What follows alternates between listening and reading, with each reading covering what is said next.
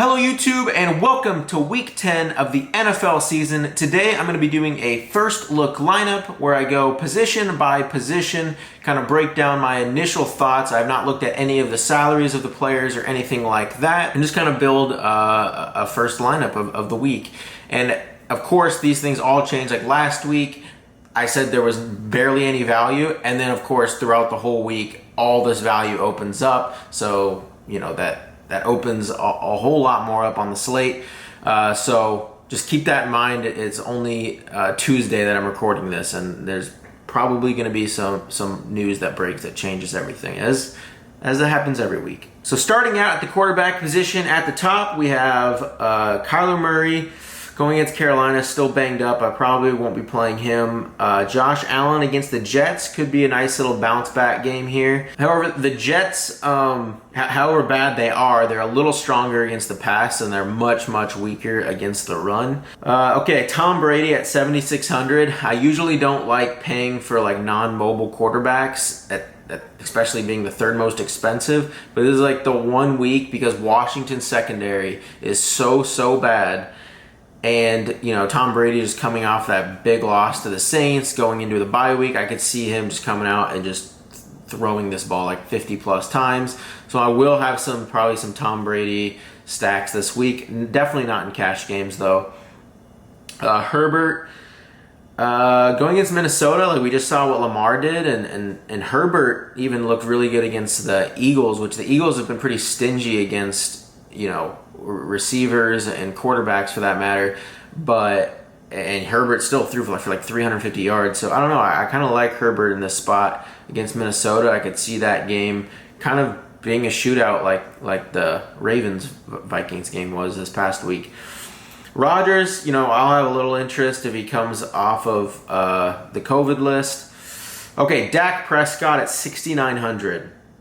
They priced him down because of that loss to the Broncos, but I've been saying all year the Broncos defense is underrated, and you know I tried to fade the Cowboys this past week, but I want to come right back to them this week going against the Falcons. The Falcons do have A.J. Terrell in the secondary, and he's been like one of the best corners in the league this year. But you know, as long as you avoid Terrell, they're still pretty weak in their secondary. And at 6,900, I mean, that is such a good price for Dak. I'm going to put him in the lineup right now and just see if we can find any cheaper value. Russell Wilson at 6,700. I mean, the doctor cleared him, and he's coming against Green Bay. I'll have a little bit of interest. I'll have more interest if Rodgers plays. I'll have more interest in both of them if he plays. If Rodgers sits, I could just see the Seahawks, just with Wilson coming back for his first game, just running the ball a little bit more. You know, it just depends on if I think it could be a shootout. Matt Ryan, you know, if he was at like in the mid 5Ks or low 5Ks, I'd have interest, but now getting in the 6Ks, I'd rather just fade him.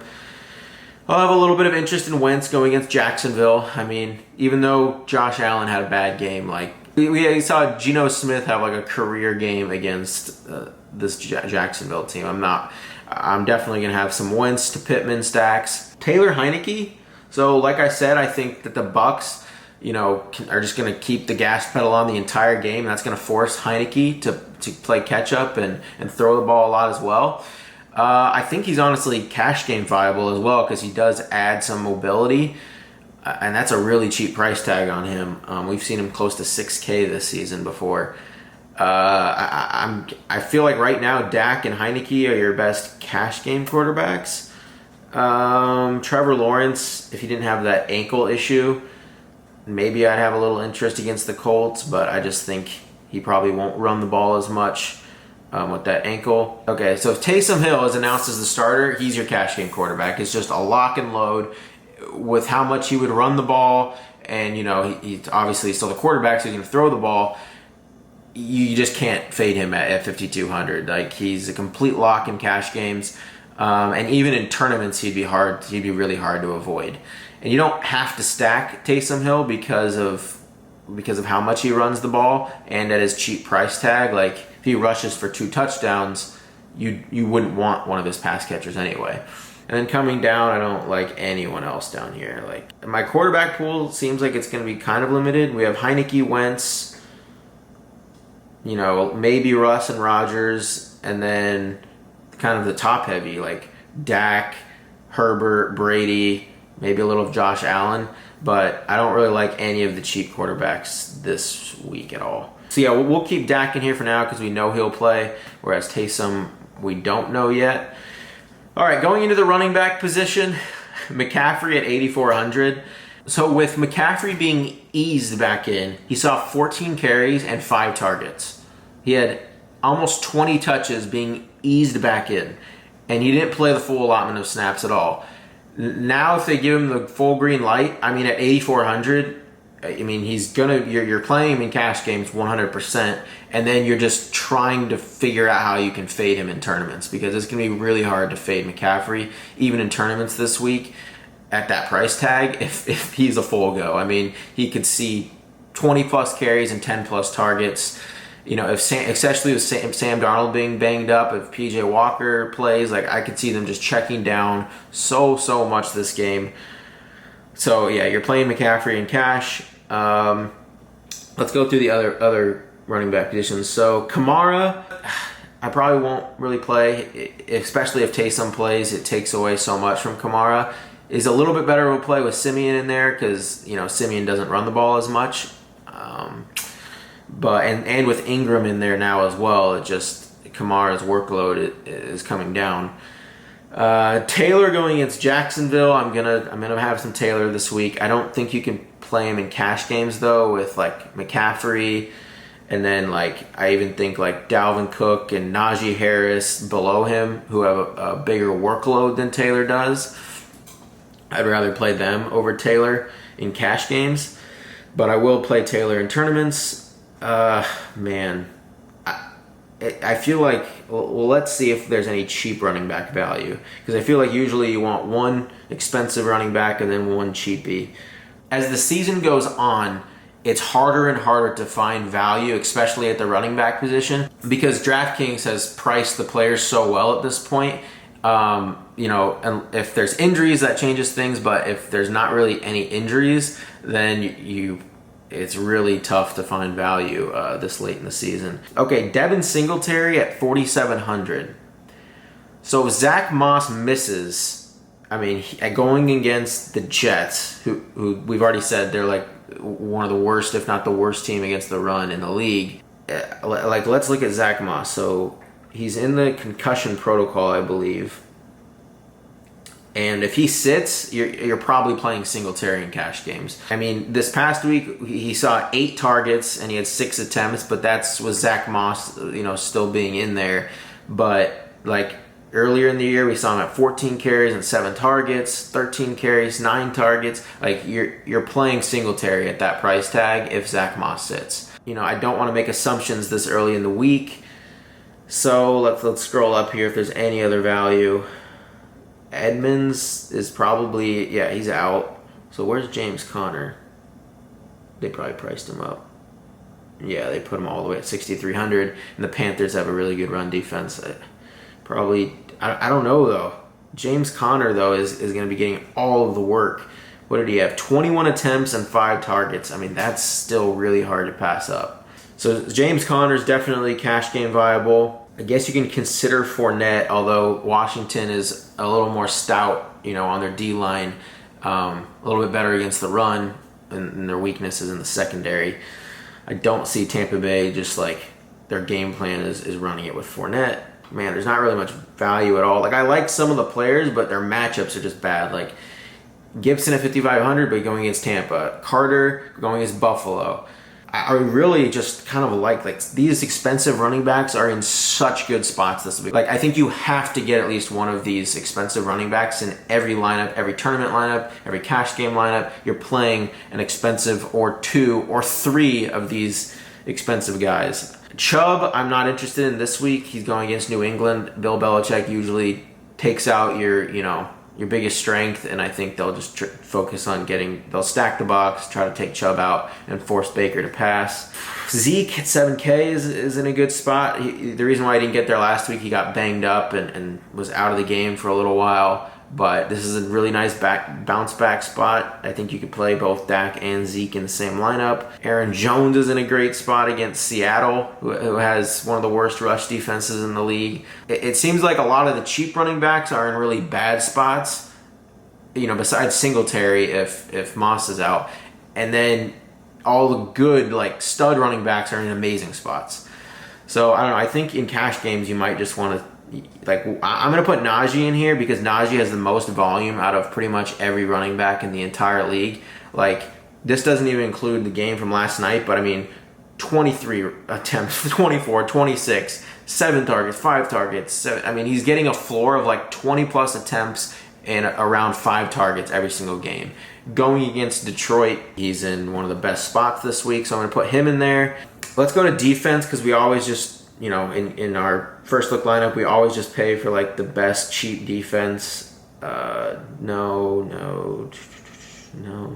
Okay, Lions against Pittsburgh. That's fine. It's fine that you have Najee against the Lions in cash games. You don't have to worry about that. So now we got that. Usually we try to pay down at tight end, but I'm still going to go over some of my favorite initial plays just off of looking.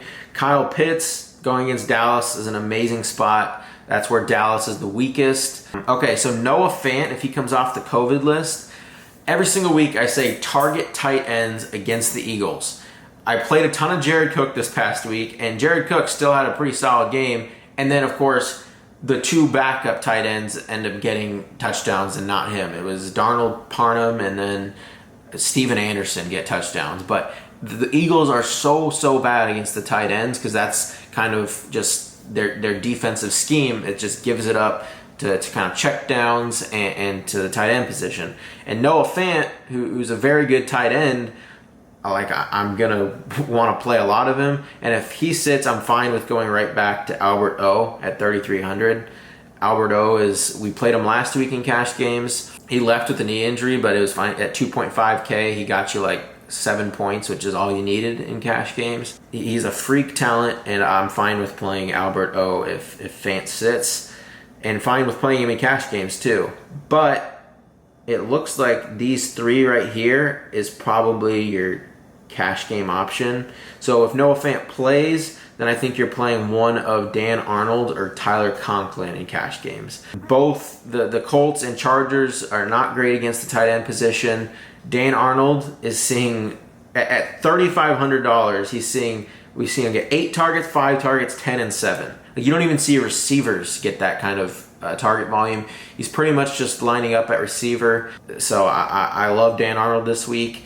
And Tyler Conklin, if you need that extra $100, he's gotten 7 targets in his last few games. He's averaging about 6 targets a game on the year. We'll put Dan Arnold in for now and see what else we can fit. From the looks of it, it looks like this is going to be like a pay down at receiver type week. Let's just go into the position and see what we can find. So Adams at 7,900. That's one of the cheapest prices you'll see him. And if Rodgers plays, that's going to be really tough to fade. I like McLaurin a little bit. So like I said in my McLaurin, he's not like a cash game play. He's a tournament only. You can play McLaurin when you play Taylor Heineke in those game stacks. Diggs, his target share has just gone down from last year. He's going to have a big blow-up game one of these weeks. It could be against the Jets. You could sprinkle him in tournaments, but you're not playing him in cash. Godwin's a great play. So like every Brady team I make is probably going to have Godwin in it.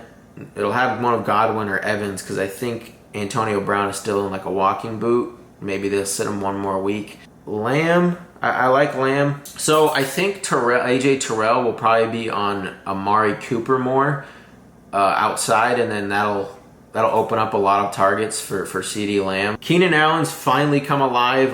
He's getting so many targets. He's averaging like 10 or 11 every single game. And Mike Williams has kind of gone on the back burner. So I think Mike Williams and Keenan Allen are great plays. I like stacking them with Herbert in those game stacks, but I do think Keenan Allen is cash game viable. I just don't know if you can get up to him. So let's keep going. I know we're gonna have to get a cheap guy in here, so let's just go down here. What is the first cheap guy that I like? Okay, Deontay Harris is the first one that I like. I like him probably a little bit more with Trevor Siemian if he's announced as a starter. Like, since he's come back, he's seen 7 and 8 targets. At 4,000, that's perfectly fine. He's Trevor Siemian's favorite target. Going against Tennessee, they're not very good against the pass. I think you're going to have to get some 4K receiver in your lineup this week. I just don't think there's anyone above, like in this range, like they're not that much better plays than Harris. So like I don't know why we just wouldn't play Harris. So yeah, I'm going to put Harris in here. And then that means you could probably get like a upper 4K or mid 5K receiver. Jacoby Myers is getting really cheap at 4,800 as the wide receiver 1 on his team. You know, he's besides last game when he got 4 targets, you know, he's gotten 9, 6, 14, 12. Myers has a very healthy, you know, target share throughout this season. So he's probably cash game viable. Oh man, Julio at 5,400. I never thought we'd see Julio this cheap. That is very tempting, man, because there's I don't really like any of these other guys around Julio, and you're probably going to have to get a 5K receiver in your lineup. You know, Landry being the wide receiver 1 now, and with Belichick probably trying to take out Chubb, I could see Landry's volume going up, so Landry's viable. The reason why I like Julio is because I think the Titans are not going to have success running Adrian Peterson against the Saints run D or Deontay Foreman. And then Lattimore should be on A.J. Brown. I think the Titans' game plan in this game is going to be to throw the ball a lot.